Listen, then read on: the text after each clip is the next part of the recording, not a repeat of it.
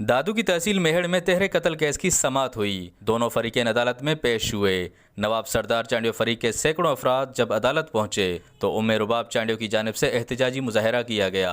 इस मौके पर उम्मे रुबाब चांडियो का कहना था कि मुखालिफ फरीक ने मॉडल कोर्ट को हाई कोर्ट में चैलेंज किया है। केस की समाअत 5 दिसंबर तक मुलतवी की गई है। उनका कहना था कि हर बार मुखालिफ फरीक सैकड़ों लोगों का हुजूम लेकर अदालत पहुंच जाते हैं, तहम सैकड़ों लोगों का हुजूम सिक्योरिटी खदशात का बायस बन रहा है। कल को अगर कुछ भी हुआ तो जिम्मेदारी दादू पुलिस की होगी। मुझे ये थ्रेट किया जा रहा है कोर्ट में, ये इतने लोग 250-300 लोग, इतनी गाड़ियाँ, तो मैं एक बच्ची होकर इंसाफ के लिए आती हूँ और ये कोर्ट की जो है तौहीन अदालत है जितने ये लोग लेके आते हैं। तो इस चीज़ पे मैंने ज़रूर खदशे ज़ाहिर किए हैं कि मुझे सिक्योरिटी थ्रेट्स हैं इनसे। उनका मजीद कहना था कि सिंध पुलिस का मुल्ज़मान की गिरफ्तारी के लिए ऑपरेशन जारी है, लेकिन कोई पेशरफ्त नहीं, जबकि 2 सालों में सिर्फ ही 2 ही मुल्ज़िम गिरफ्तार हुए हैं। उधर मुखालिफ फरीक नवाब सरदार चांडियो का कहना था कि हमने कभी किसी पर एतराज़ नहीं किया, लोगों की मोहब्बत है जो हमसे मिलने आए हैं। उम्मे रुबाब को 50 से ज़ायद पुलिस एहलकार सिक्योरिटी के लिए मिले हुए हैं, हमने तो कभी एतराज़ नहीं किया। उनको 50 पुलिस वाले हथियारबंद दिए हुए हैं, वो आके कोर्ट को एक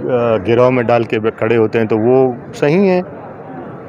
अगर कोई हमारे साथ आके खड़ा होता है या साथ खड़ा हो जाता है तो वो क्या गुनाहगार हो जाता है? चाहे क्या हम गुनाहगार हैं क्या?